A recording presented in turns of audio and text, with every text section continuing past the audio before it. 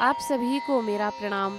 बहुत बहुत साधुवाद। आज मैं आप लोगों के समक्ष श्रावण कृष्ण पक्ष की एकादशी के बारे में बताने जा रही हूँ, जो बहुत ही महत्वपूर्ण है। इसकी कथा, विधि, महात्म। तो सबसे पहले आप सभी को एकादशी की हार्दिक शुभकामनाएं।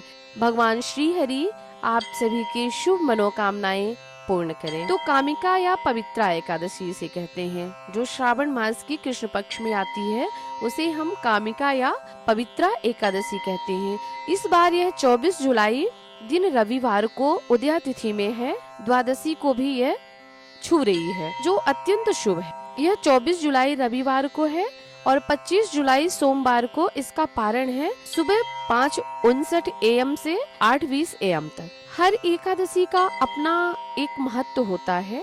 यह एकादशी अत्यंत शुभ है, जो हमें ब्रह्म हत्या से भी मुक्त करने में सक्षम है। इसे कामिका एकादशी भी कहते हैं और इसे पवित्रा एकादशी भी कहते हैं। तो हमें व्रत का नियम द्वादशी तिथि से पालन करना चाहिए।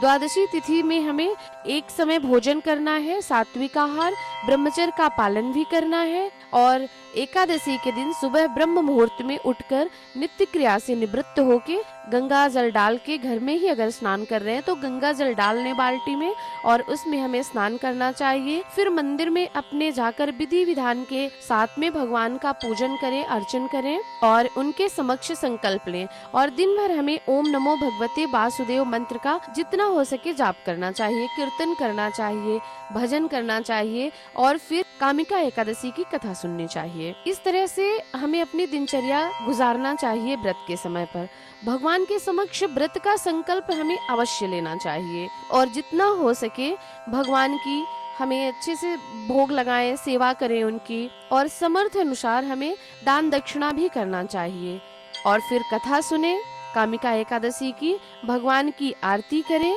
श्रद्धा पूर्वक भगवान की आरती करें पूरे भाव से और अपनी जो मनोकामना हो हम भगवान के समक्ष प्रकट कर सकते हैं, कह सकते हैं भगवान से। और एकादशी के दिन चावल खाने की मनाही होती है, वर्जनीति होती है चावल की, तो चावल हमें नहीं खाना चाहिए एकादशी में। द्वादशी के दिन हमें चावल अवश्य खाना चाहिए और तुलसी पत्र एकादशी के दिन नहीं तोड़ना चाहिए। तो पहले ही हमें इन सब चीजों की तैयारी कर लेना है कि दशमी में ही हमें तुलसी पत्र रख लेना है। भगवान नारायण को अति प्रिय है, हमें पहले से इसकी सबकी तैयारी कर लेना है। अब हम आपके समक्ष कामिका या पवित्रा एकादशी का महात्म्य बता रहे हैं। तो ये जो पवित्रा या कामिका एकादशी है, इस दिन भगवान श्री हरि की पूजा करें पूरी भाव से, पूरे श्रद्धा से।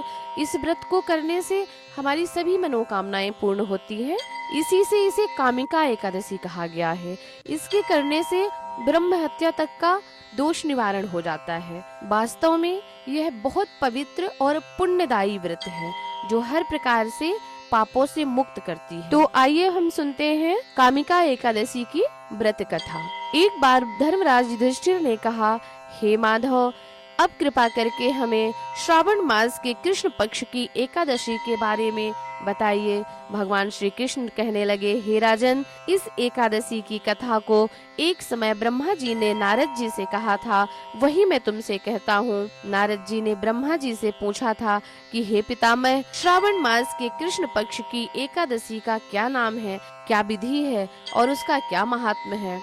यह सब जानने की मेरी बड़ी इच्छा है, कृपा पूर्वक कुछ मुझे बताएं। भगवान श्री कृष्ण ने कहा, हे राजन, ब्रह्मा जी ने नारद जी को जो कुछ बतलाया वह सब मैं तुमसे कहता हूँ, सुनो। ब्रह्मा जी ने कहा था, हे देवर्षि नारद, लोक कल्याण की भावना से तुमने बहुत ही अच्छा प्रश्न किया है। अब मैं जो पावन कथा आपसे कहता हूँ उसे सचेत होकर सुनो। श्रावण मास के कृष्ण पक्ष की इस एकादशी का एक नाम कामिका और दूसरा नाम पवित्रा है। एकादशी की कथा सुनने मात्र से वाजपेय यज्ञ का फल मिलता है। इस दिन शंख चक्र गदा पद्मधारी भगवान विष्णु का पूजन होता है।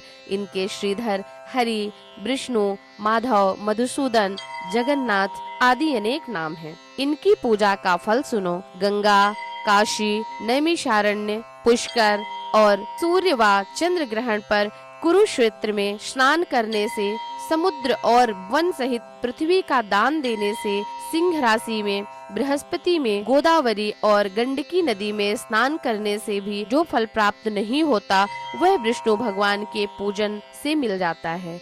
जो मनुष्य श्रावण में भगवान का पूजन करते हैं वे देवताओं, गंधर्वों और सूर्य आदि सभी की पूजा कर लेते हैं। हे नारद, भीषण पापों के कीचड़ में फंसे हुए और संसार रूपी समुद्र में डूबे हुए मनुष्यों के लिए कामिका एकादशी का व्रत ही उद्धार करने वाला है। इससे बढ़कर पाप नाशक अन्य कोई उपाय नहीं है। स्वयं भगवान ने यही कहा है कि इस एकादशी के व्रत के प्रभाव से जीव बुरी योनियों को कभी प्राप्त नहीं होता। इस एकादशी को भक्ति पूर्वक भगवान को तुलसी दल अर्पण करने वाले संसार में ऐसे रहते हैं जैसे जल में कमल। इस व्रत के प्रभाव से अंतिम समय में मनुष्य यमराज की यातना या नरक का दर्शन नहीं करता। यह व्रत सीधा स्वर्ग लोक को ले जाता है।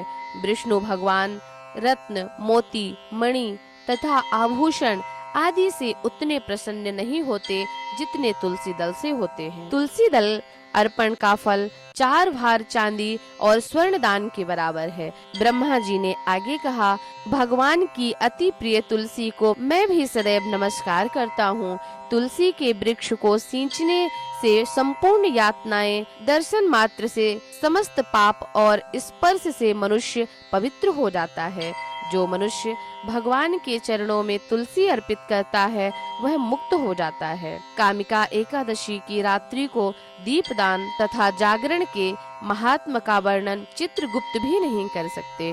जो मनुष्य इस एकादशी की रात्रि को भगवान के मंदिर में दीप जलाते हैं उनके पितर स्वर्ग लोक में सुधा पान करते हैं, अमृत का पान करते हैं। जो गौशाला में घी या तिल के तेल का दीपक जलाते हैं वे 100 करोड़ दीपक युक्त होकर सूर्य लोक को जाते हैं। अंत में ब्रह्मा जी ने कहा, ब्रह्म हत्या का पाप भी यह नष्ट करने में सक्षम है। कामिका एकादशी का व्रत मनुष्य को यत्न पूर्वक अवश्य करना चाहिए। यह व्रत करने पर तो सभी कामनाओं की पूर्ति होती है। इस कामिका एकादशी के महात्म को श्रद्धा पूर्वक पढ़ने और सुनने वाले के सभी पाप नष्ट हो जाते हैं और वह विष्णु लोक को प्राप्त होता है। बोलो कामिका एकादशी की जय।